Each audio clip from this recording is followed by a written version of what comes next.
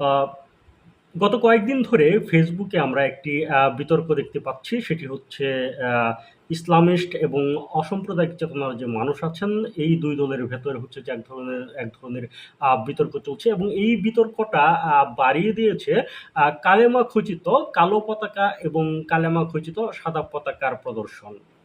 সম্প্রতি একটি স্কুলের বাচ্চারা কালো পতাকা কালেমা খচিত কালো পতাকা এবং কালেমা খচিত সাদা পতাকা হাতে নিয়ে তারা হচ্ছে যে ছবি তুলেছে এবং সেই ছবি সামাজিক যোগাযোগ মাধ্যমে প্রকাশ করা হয়েছে এবং তাদের কোনো একটা হয়তো কর্মসূচি ছিল বা কি কারণে সেই সমস্ত কারণ নিয়ে আমি আসলে বলতে চাই না। মূল বিষয় হচ্ছে যে এই যে কালো পতাকা মানে কালেমা খচিত কালো পতাকা এবং কালেমা খচিত যে সাদা পতাকার প্রচার এবং এই পতাকা নিয়ে যে এই পতাকার প্রদর্শন এবং এই পতাকার প্রদর্শন থেকে যে আপনার ধরেন যারা ইসলাম ফোবিয়ায় আক্রান্ত তাদের যে ভীতি বা অসাম্প্রদায়িক যারা চেতনায় বিশ্বাস করেন তাদের ভেতরে যে ভয় সৃষ্টি হয়েছে, সেই ভয় নিয়ে কথা বলতে চাই এবং যে বিতর্ক চলছে সেই বিতর্ক নিয়ে কথা বলতে চাই। এই কালো পতাকা এবং সাদা পতাকার প্রদর্শনের পরে যারা ইসলামী রাষ্ট্রের চিন্তা করেন তারা অনেকেই হচ্ছেন যে খুশি হয়েছেন। খুশি হওয়ার এই কথা স্বাভাবিক ব্যাপার এবং যারা অসাম্প্রদায়িক চেতনায় বিশ্বাস করেন তারা আতঙ্কিত হয়ে উঠেছেন। প্রথমেই আসি যারা অসাম্প্রদায়িক চেতনায় বিশ্বাসী এবং যারা আতঙ্কিত হয়ে উঠেছেন তাদের জায়গায়। আম এই যে কালেমা খচিত কালো পতাকা অথবা কালেমা খচিত সাদা পতাকার প্রদর্শন বা ইসলামী শরিয়া ভিত্তিক রাষ্ট্র প্রতিষ্ঠার যে ঘোষণা বা যে ইসলামিক রাষ্ট্র করার যে চিন্তা ভাবনা আসছে বা ঘোষণাগুলো আসছে, আহ, এতে আতঙ্কিত হওয়ার কিছু নেই। যেহেতু একটি একটি স্বাধীন দেশ, ফলে যে কোনো মতামতের ব্যক্তি যে কোনো মত প্রতিষ্ঠার দাবি করতেই পারে এবং তাদের দাবিকেও আমাদের সম্মান জানানো উচিত। এই কারণে যে প্রত্যেক নাগরিকই তার স্বাধীন চিন্তা এবং স্বাধীন মত প্রকাশের অধিকার একটি স্বাধীন রাষ্ট্রে রাখে। ওকে, এখন আসি যে এই কালো পতাকা এবং সাদা পতাকার প্রদর্শন বা শরিয়া ভিত্তিক ইসলামী রাষ্ট্র প্রতিষ্ঠার যে পরিকল্পনা, সেই পরিকল্পনায় অসাম্প্রদায়িক যারা আছেন তাদের চিন্তিত হওয়ার কোনো বিষয় আছে কিনা। আমি বলতে চাই যে তাদের আসলে চিন্তা করার কোনো কারণ আমি দেখছি না। কারণ বাংলাদেশের যে বর্তমান পরিস্থিতি এবং এই পরিস্থিতির যে যদি আমরা যদি দেখি, এই পরিস্থিতিকে মূল্যায়নের আগে আমাদেরকে বাংলাদেশের বা বাঙালিদের যে হাজার বছরের যে সাংস্কৃতিক ঐতিহ্য, সেই ইতিহাসের প্রেক্ষাপটেই আসলে এই বর্তমানকে পর্যবেক্ষণ করতে হবে। যদি আমরা হাজার বছরের যে বাঙালি চেতনা এবং হাজার বছরের যে বাংলাদেশী সাংস্কৃতিক যে চেতনা বা বাংলাদেশ ভূখণ্ডের যে সাংস্কৃতিক ঐতিহ্য, সেই ইতিহাসের প্রেক্ষাপটে যদি আমরা এই কালো পতাকা সাদা পতাকাকে বিশ্লেষণ করতে চাই, তাহলে আমি বলবো যে আতঙ্কিত হওয়ার কিছুই নেই। কারণ আহ, এই বর্তমান যে সাংস্কৃতিক যে পরিস্থিতি বিরাজমান করছে তাতে ইসলামী শরিয়া আইন প্রতিষ্ঠা করা সম্ভব নয়। কেন সম্ভব নয়? কারণ হচ্ছে বাংলাদেশে এখন যে মুসলমানরা রয়েছেন, যারা ইসলামী চেতনায় বিশ্বাস করেন, যারা ইসলামিক যারা নিজেদেরকে মুসলমান দাবি করেন, এই মুসলমান দাবি করার যারা দাবি করেন তাদের ৯৫ ভাগ ৯০ বা ৯৫ ভাগই হচ্ছে তাদের ইমান এবং আখলাকের জায়গায় দুর্বল। তারা মুখে মুখে ইসলামের কথা বলে, অল্পতেই তাদের হচ্ছে যে ধর্মীয় অনুভূতিতে আঘাত লাগে, কিন্তু তাদের যদি আপনি যদি আহ, ইনার বা ইমানের যে মূল ভিত্তি সেই জায়গাটাতে যদি সার্চ করেন তাহলে দেখবেন যে এদের হচ্ছে ৯০ থেকে ৯৫ ভাগই হচ্ছে ইমানের মূল ভিত্তির জায়গায় একদম দুর্বল এবং তারা হচ্ছে মুখে মুখে ইসলামের কথা বললেও, মুখে মুখে ইমানের কথা বললেও, আপনার অল্পতে তাদের ধর্মীয় অনুভূতিতে আঘাত লাগলেও ইমানের মূল ভিত্তির জায়গাটা এতটাই দুর্বল যে তারা আসলে এই শরিয়া আইন বা ইসলামিক রাষ্ট্র প্রতিষ্ঠিত হলে তারা সেটা আসলে মেনে নিতে পারবে না। কারণ তারা মুখে মুখে ইসলামের কথা বললেও তারা ইসলামকে, সত্যিকার যে ইসলাম সেটাকে তারা আসলে ধারণ করে না। তারা ইসলামের যে মূল ভিত্তি সেটি হচ্ছে যে সততা, দুর্নীতি মুক্ত থাকা, মিথ্যা না বলা, আহ, আদর্শ একটি চরিত্র গঠন করা। এই যে আদর্শের জায়গায়, এই আদর্শের জায়গায় হচ্ছে বাংলাদেশের 90 থেকে 95% মুসলমান হচ্ছে ব্যর্থতার পরিচয় দেবে। এবং তারা এই আহ, তাদের যে ইমান এবং আখলাকের জায়গা, ইমান এবং আখলাকের জায়গায় হচ্ছে 90 থেকে 95% মুসলমানই আহ, ব্যর্থতার পরিচয় দেবে। এবং এই যে ব্যর্থতার পরিচয় দেবে, এই যে তাদের যে এক ধরনের দ্বিমুখী আচরণ, মুখে ইসলাম কিন্তু ভেতরে হচ্ছে দুর্নীতি, মুখে ইসলাম ভেতরে অসততা, মুখে ইসলাম ভেতরে হচ্ছে আপনার সুদ ঘুষ খাওয়ার এক এক ধরনের প্রবণতা বিরাজ করে। এই যে দ্বিমুখী একটা চারিত্রিক বৈশিষ্ট্য, এই দ্বিমুখী চারিত্রিক বৈশিষ্ট্যের কারণেই এদেশে কখনোই ইসলামী শরিয়া আইন বা ইসলামী রাষ্ট্র প্রতিষ্ঠা হবে না। বড়জোর এটা কাগজে কলমে হয়তো থাকতে পারে। যেমন ইসলামী রাষ্ট্রের কথা যদি বলেন, তাহলে তো এরশাদ সাহেব সেই 80-র দশকে বাংলাদেশকে ইসলামিক রাষ্ট্র হিসেবে প্রতিষ্ঠা করে গেছে। কাগজে কলমে কিন্তু সেই 80-র দশকেই বাংলাদেশ একটি ইসলামিক রাষ্ট্র, বা আপনার ধরেন সেই যদি আরো আগে থেকে ধরেন জিয়াউর রহমানের আমলেই হচ্ছে যে বিসমিল্লাহ সংবিধানে অন্তর্ভুক্ত হয়েছে। এরশাদ এর আমলে হচ্ছে যে রাষ্ট্র ধর্ম ইসলাম হয়েছে। মানে ইসলামিককরণ কিন্তু সেই 80-র দশকে ঘটে গেছে। কিন্তু আজ পর্যন্ত কিন্তু আহ, ইসলামিক যে রাষ্ট্র, শরিয়া যে আইন, সেটা কিন্তু প্রতিষ্ঠিত হয় নাই। এবং আমাদের যে সাবেক প্রধানমন্ত্রী শেখ হাসিনা, তিনিও কিন্তু কি হুদাইবিয়ার সন্ধি অনুযায়ী হচ্ছে যে রাষ্ট্রীয় শাসন কার্য পরিচালনার কথা বলেছেন। অর্থাৎ বাংলাদেশের যত রাষ্ট্রপ্রধান আছেন প্রত্যেকেই কিন্তু ইসলামিক রাষ্ট্রের কথা বলে গেছেন, বা ইসলামিক শাসন ব্যবস্থার কথা বলে গেছেন। কিন্তু সেটা আসলে কায়েম হয় নাই। কায়েম না হওয়ার কারণ হচ্ছে আমাদের যে চারিত্রিক বৈশিষ্ট্য, বাঙালিদের যে দ্বিচারিতা, চরিত্রের যে দ্বিচারিতা, এটার কারণেই বাংলাদেশে আসলে আপনার যে ইসলামিক রাষ্ট্র বা শরিয়া আইন, এটা প্রতিষ্ঠা করা সম্ভব নয়।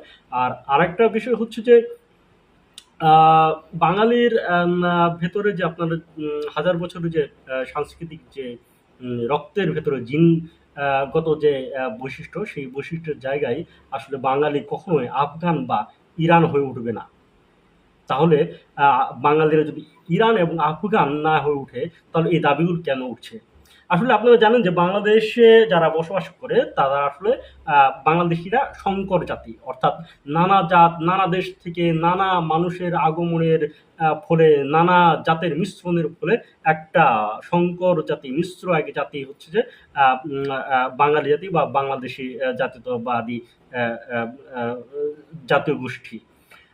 ফলে এখানে আপনার ধরেন আরবীয় রক্ত আছে, ইউরোপীয় রক্ত আছে, অস্ট্রেলিয়ান রক্ত আছে, নানা মানে পৃথিবীর নানা প্রান্তের নানা জাতের রক্ত এখানে এসে মিশেছে।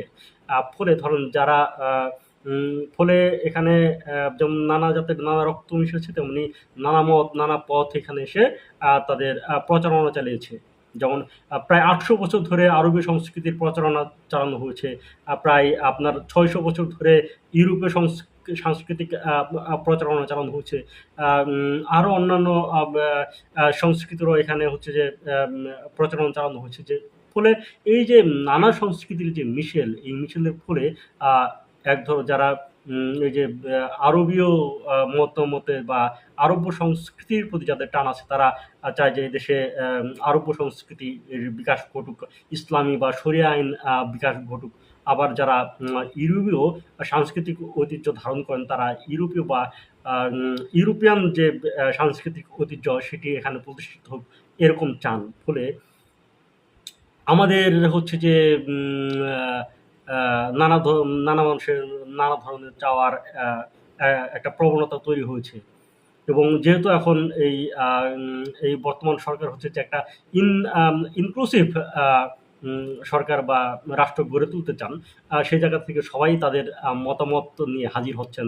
তাদের নিজস্ব মতামত, তাদের নিজস্ব মতামতের ভিত্তিতে একটি রাষ্ট্র গঠনের দিকে তারা এগিয়ে যাওয়ার চিন্তা করতেছেন।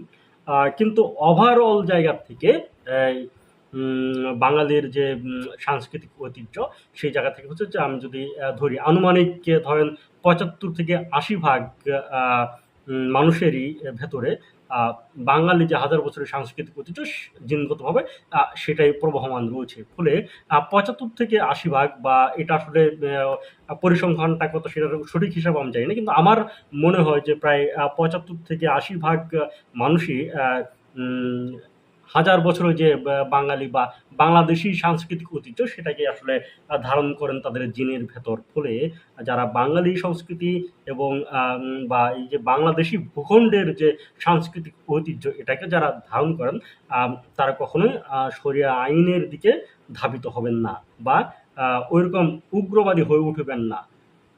ফলে যারা চিন্তিত যে শরিয়া আইন প্রতিষ্ঠিত হলে কি হবে না হবে, তাদের চিন্তার কোনো কারণ দেখছি না। ওকে, এবার আসি ইসলামিস্টদের কাছে, যারা আসলে চাচ্ছেন যে এই দেশে যাতে ইসলামী রাষ্ট্র প্রতিষ্ঠা হয় এবং শরিয়া আইন প্রতিষ্ঠা করতে পারেন। তাদের উদ্দেশ্যে বলবো যে এই যে এখন যে পরিস্থিতি বিরাজমান রয়েছে, এই পরিস্থিতিতে আসলে যদি গণভোটের মানে যদি কেউ জোর করে চাপিয়ে দেয় সেটা আলাদা ব্যাপার। যদি কেউ চাপিয়ে না দেয়, তা যদি গণভোটের মাধ্যমে যদি শরিয়া আইন আপনারা প্রতিষ্ঠা করতে চান, জনমতের ভিত্তিতে যদি প্রতিষ্ঠা করতে চান এবং সেই জনমত নেওয়ার জন্য যদি এখন গণভোটের আয়োজন করেন, তাহলে আপনারা দেখবেন যে কেউ আসলে শরিয়া ভিত্তিক যে রাষ্ট্র, সেই রাষ্ট্রের পক্ষে তেমন ভোট পাওয়া যাবে না। সেটা হয়তো 25 বা 30% মানুষ হয়তো শরিয়া আইনের পক্ষে ভোট দিতে পারে, কিন্তু আপনার 70% মানুষই শরিয়া আইনের বিরুদ্ধে ভোট দিবেন। এটি হচ্ছে আমার ধারণা। তাহলে আপনাদের করণীয় কি? আপনাদের করণীয় হচ্ছে যে আপনারা যে চেষ্টাটা চালিয়ে যাচ্ছেন সেই চেষ্টাটা আপনাদেরকে চালিয়ে যেতে হবে এবং আপনাদের হচ্ছে যে এখন ইসলামিস্টরা যে কট্টর পন্থায় রয়েছে, সেই কট্টর পন্থা থেকে বেরিয়ে আসতে হবে তাদেরকে। অর্থাৎ আহ, মানে কট্টর পন্থা দিয়ে বাংলাদেশে অন্তত আপনি শরিয়া ভিত্তিক রাষ্ট্র উম, প্রতিষ্ঠা করতে পারবেন না। এটা সম্ভব না। তাহলে কি করতে হবে? বাংলাদেশে যদি আপনি শরিয়া ভিত্তিক বা ইসলামিস্ট ইসলামী রাষ্ট্র প্রতিষ্ঠা করতে চান, তাহলে আপনাদেরকে অলিয়া আউলিয়াদের যে তরিকাটা, মানে যে পদ্ধতিতে এদেশে ইসলাম প্রতিষ্ঠিত হয়েছে, হ্যাঁ, সেই আহ, পরমত সহিষ্ণুতাবাদ, সেই মতবাদের দিকে আপনাদেরকে যেতে হবে। আহ, মানে ইসলামী উদারতাবাদ বা ইসলামী নিরপেক্ষতাবাদের দিকে আপনাদেরকে যেতে হবে। কট্টরপন্থা বা সালাফি বা ওয়াহাবিবাদের যে মতবাদ, সেই মতবাদ দিয়ে আসলে বেশি দূর আগানো এই মুহূর্তে সম্ভব না। আগামী 20 বছর বা 50 বছর পরে কি হবে সেটা আমি এই মুহূর্তে বলতে পারতেছি না, কিন্তু আপনি যদি 5-6 বছরের ভিতরে এই দেশে ইসলামী রাষ্ট্র প্রতিষ্ঠা করতে চান, তাহলে হচ্ছে যে এই আপনার কট্টর পন্থা দিয়ে এটা সম্ভব না। আপনাদেরকে উদার পন্থায় আসতে হবে এবং উদার পন্থার প্রচার করতে হবে। উদারতাবাদ ব্যতীত এই দেশ আসলে সেটা সম্ভব নয় বলেই আমি বিশ্বাস করি। আমি জানি না আসলে কি হবে না হবে। আর আমি ব্যক্তিগতভাবে আসলে কি চাই, এবার আসি আমার ব্যক্তিগত বিষয়। আমি ব্যক্তিগতভাবে চাই বাংলাদেশ একটি অহিংস অসাম্প্রদায়িক রাষ্ট্র হোক, এটাই আমার চাওয়া। এখানে মুসলমানরা থাকবে, হিন্দুরাও থাকবে, সুফিবাদ থাকবে, হানাফি থাকবে, কাদিয়ানি থাকবে, যত মত আছে সমস্ত মতের সহাবস্থান আমি চাই। এবং আমি চাই যে আপনার ইসলামী নিরপেক্ষতাবাদ, অর্থাৎ আপনার যদি সালাফিবাদরা তাদের থাকতে চায় থাকবে, হেফাজত ইসলাম থাকবে, মৌদুদিবাদী বা জামাত ইসলাম থাকলে থাকবে, আমার কোনো আপত্তি নেই। সঙ্গে কাদিয়ানিয়াও থাকবে, সুফিবাদীরাও থাকবে। কেউ কাউকে যেন আমরা আঘাত না করি, কারো প্রতি যেন আমরা প্রতিহিংসাপরায়ণ হয়ে কাউকে আপনার তুচ্ছ তাচ্ছিল্য না করি। কারোর যে নাগরিক অধিকার, সেই নাগরিক অধিকারের জায়গাটা যাতে কোনো হস্তক্ষেপ না করি। কেউ যদি মন্দির পূজা করতে চায়, মূর্তি পূজা করতে চায়, সে মূর্তি পূজা করুক। কেউ যদি মাজার পূজা করতে চায়, মাজার পূজা করুক। যদিও আমি জানি যে যারা মাজারে যায় তারা আসলে মাজার পূজা করতে যায় না, তারা হয়তো তারা হচ্ছে যে সেই অলির ওসিলায় আল্লাহকে পাওয়ার বাসনায় যায়। কিন্তু আমাদের অনেকেই মনে করেন যে তারা মাজার পূজা করতে যায়। ধরেন মাজার পূজা করতে গেলেও তাকে হচ্ছে যে মাজার পূজা করতে দেওয়ার যে তার যে স্বাধীনতা সেটা সে তাকে সেই স্বাধীনতাটা দেওয়া উচিত। অর্থাৎ মন্দির পূজারী মন্দির পূজা করবে। যদি কেউ মাজার পূজা করতে চায়, আক্ষরিক অর্থে যদি মাজার পূজা করতে চায়, তাতেও বাধা দেওয়া উচিত না বা মাজার ভাঙা উচিত না। এটা আমি মনে করি। এবং আমার কথা হচ্ছে যে আমরা যারা বাংলাদেশী আছি এবং যারা ধরেন এই দেশে বাঙালি থাকবে, চাকমা থাকবে, মারমা, তমচঙ্গা, রাখাইন, সাঁওতাল প্রত্যেকেই তাদের নাগরিক অধিকার নিয়ে থাকবে। কেউ যেন বৈষম্যের শিকার না হয়। সবাই যেন তাদের নাগরিক সুবিধা ভোগ করে এবং নাগরিক হিসেবে, বাংলাদেশী নাগরিক হিসেবে স্বাধীনতা উপভোগ করতে পারে। ফলে আমাদেরকে সংবেদনশীল হতে হবে। আমাদেরকে সংবেদনশীল আচরণ করতে হবে, পরমত সহিষ্ণু হতে হবে এবং সবার প্রতি, সব মতামতের প্রতি, সব ধর্মের প্রতি, সব জাতি গোষ্ঠীর প্রতি আমাদের শ্রদ্ধাশীল হতে হবে। তাদেরকে সম্মানের চোখে দেখতে হবে। এতটুকুই আমার চাওয়া। ফলে একটি অহিংস, অসাম্প্রদায়িক এবং দুর্নীতিমুক্ত বাংলাদেশের কামনা করে, ফলে একটি অহিংস, অসাম্প্রদায়িক, দুর্নীতিমুক্ত বাংলাদেশ কামনা করে আমার বক্তব্য এখানে শেষ করছি। সবাইকে ধন্যবাদ। আল্লাহ হাফেজ।